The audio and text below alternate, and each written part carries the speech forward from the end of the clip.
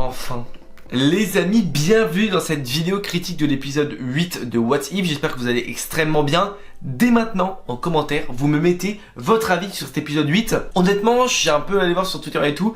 C'est vachement mitigé, mais moi je vais vous donner mon ressenti. Alors oui, j'ai pas fait de vidéo concernant tous les épisodes de What If et je vais vous expliquer pourquoi. À la base, l'épisode 4, je l'ai pas fait parce que j'ai pas eu le temps. Et en fait, c'est aussi un manque de hype que j'ai eu au fur et à mesure des mercredis. En fait, depuis l'épisode 1, à la base j'étais méga hypé et au final, plus ça allait, moins je l'étais. Et j'ai pas eu d'épisode qui m'a redonné cette hype, sauf celui-là en fait, sauf le 8ème épisode. On va en reparler un peu par la suite. Donc j'ai décidé de faire la vidéo critique de l'épisode 8, mais la semaine prochaine j'ai décidé de faire la vidéo critique de l'épisode 9, mais en même temps de toute la série globale. Vu que ce sera le dernier épisode, je vous parlerai voilà de la série globale, ce que j'en ai pensé, ce que j'ai aimé, moins aimé. Comme ça vous saurez absolument tout mon avis. Ça risque d'être assez saignant, sauf si le 9ème épisode rattrape tout. On n'est pas là pour ça. Enfin bref, on va donc décortiquer, je vais vous donner mon avis, analyser un petit peu cet épisode, l'épisode 8, c'est parti. What if? Bon, alors déjà, je pense que je peux le dire, c'est mon épisode préféré de What If, sans qu'il soit exceptionnel. En fait, je l'ai trouvé super cool cet épisode, de par pas mal de références, etc. Mais en fait, globalement, comme tous les épisodes de What If, j'ai l'impression qu'on a des trucs complètement mindfuck. Genre, le moment où Thanos se fait défoncer par Vision. Alors ça, faut m'expliquer. On a un Thanos avec les 5 pierres de l'infinité. 5 pierres de l'infinité. Vision, il n'en a qu'une.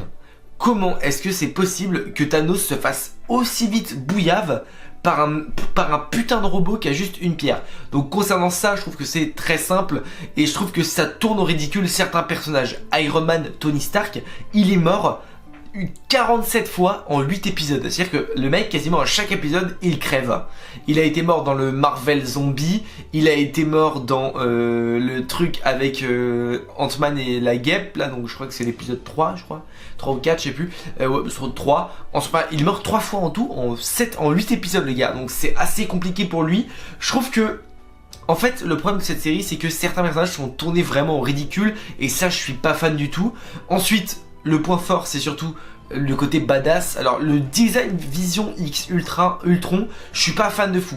Par contre, j'aime beaucoup mieux le développement qu'Ultron a là, même si c'est vraiment différent, que celui qu'il y a dans les films. Moi, je l'ai déjà dit, et pas mal de ceux qui me suivent un petit peu le savent. Ultron dans les films, je le trouve dégueulasse à souhait, il est nul, il n'a aucun intérêt. Là on a vraiment un Ultron très fort, même trop fort, un peu trop. Il n'y a pas eu de juste milieu, c'est ça qui est un peu dommage. Le fait d'exterminer Thanos comme ça, c'est un peu limite, mais globalement l'épisode je l'ai quand même bien aimé. On a pas mal de références, le moment où c'est Hawkeye qui saute dans le vide alors que c'était Black Widow qui sautait dans le vide dans Endgame, j'ai trouvé ça vachement beau, vachement symbolique. Et je trouve que globalement dans les séries What If, enfin dans les épisodes de la série What If, ils font pas mal de twists comme ça. À la base c'est un personnage qui était là dans cette situation, et au final il y avait le deuxième, et bah ils ont inversé. C'était pas mal de fois ça dans What If, et celui-là bah forcément c'était marquant parce que bah, c'était la mort de Black Widow, et là c'est la mort de Hawkeye dans l'épisode bien sûr, parce qu'Hawkeye va revenir dans le MCU. Notamment ce duel Vision Ultron versus le gardien, j'ai beaucoup aimé. Je pense que c'est vraiment le point fort aussi de cet épisode, c'est le gardien qui sort enfin de sa zone de confort et qui enfin rentre réellement dans l'action sans vraiment le vouloir. Le retour de Doctor Strange, Suprême Doctor Strange, intéressant aussi. Honnêtement, ce que j'attends pour cet épisode 9 du coup, c'est d'avoir soit à un moment donné une sorte de réalité qui fusionne entre l'animation et la réalité. Qu'on ait à un moment donné, bam, dessin animé, bam, virtuel, bam, dessin animé, bam, réel. Tu vois, qu'on tourne un peu, que ça fasse un peu comme... ouais, vraiment, en gros, ils entrent dans le monde du MCU, du Marvel Studios, dans l'univers qui n'est pas animé. Et pourquoi pas avoir ça, parce qu'on sait que certains vont revenir. Peggy Carter va revenir en tant que Captain Carter. Doctor Strange, grosse rumeur le concernant. Pas mal de personnages, voilà, de What If devraient potentiellement revenir. Alors, soit pour un petit caméo, soit pour quelque chose, mais... pourquoi pas avoir désormais dès là un petit truc, voilà, un petit teasing en live action, en IRL, comme on dit, comme diraient les jeunes. Et ça, je trouverais que ça pourrait être méga intéressant. Mais cet épisode-là, j'ai trouvé très coloré, j'ai trouvé vachement badass en fait. Vision, j'ai trouvé badass, enfin Ultronzion, j'ai trouvé très badass, vraiment beaucoup. Et je trouve que même cette histoire de et si Ultron avait gagné, en fait je trouve que le scénario est mieux que certains autres épisodes où tu voyais absolument tout venir en fait.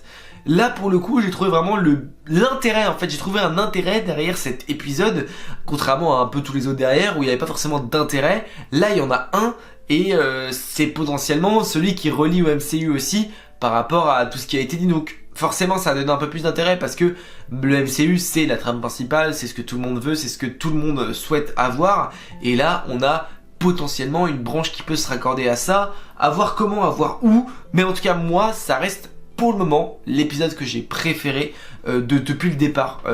En plus saison 2 il y aura, j'avais bien aimé aussi l'épisode des zombies, mais là celui d'Ultron dépasse le truc pour le coup.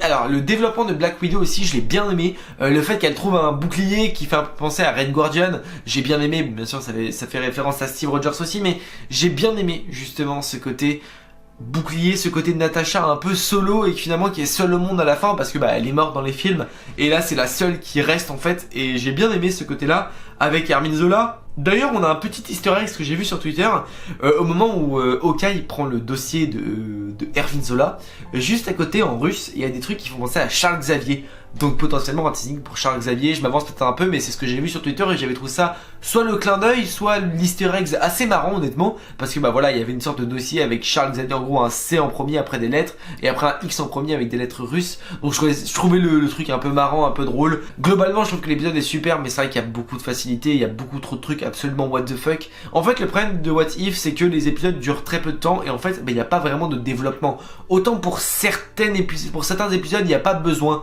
mais pour celui-là je trouve qu'on aurait pu avoir peut-être un développement un peu plus poussé que des combats de robots, parce que finalement des combats de robots on en a eu beaucoup où il y avait beaucoup d'Ultron qui se battaient et qui pourchassaient Black Widow et Hawkeye. Ça je pense que c'était pas nécessaire tout le temps non plus, on a eu beaucoup d'affrontements sur ça, l'épisode est quand même pas mal basé sur ça, tout le temps des combats tout le temps, je trouve pas ça utile, je pense que ça manque au développement un petit peu, peut-être de la vie qu'il y a, pourquoi il n'y a plus personne, pourquoi, enfin tout ça en fait je pense que ça aurait peut-être mérité un épisode un peu plus long, parce que finalement le générique dure quasiment 10 minutes, on a un épisode basé sur du 25 minutes vraiment pur, sans compter le générique, donc je trouve que ça fait un peu peu pour cet épisode là et j'aurais bien aimé avoir un épisode peut-être un peu plus long.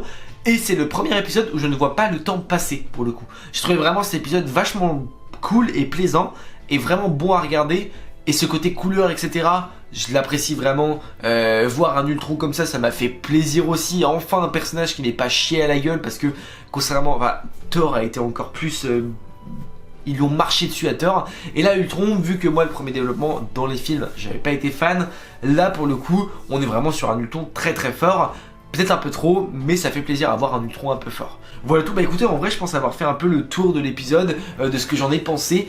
J'aimerais beaucoup qu'en commentaire vous me dites ce que vous avez pensé globalement de la série, mais également de cet épisode là, parce que bien sûr on reviendra plus en détail la semaine prochaine sur toute la globalité de la série. J'attends beaucoup du coup.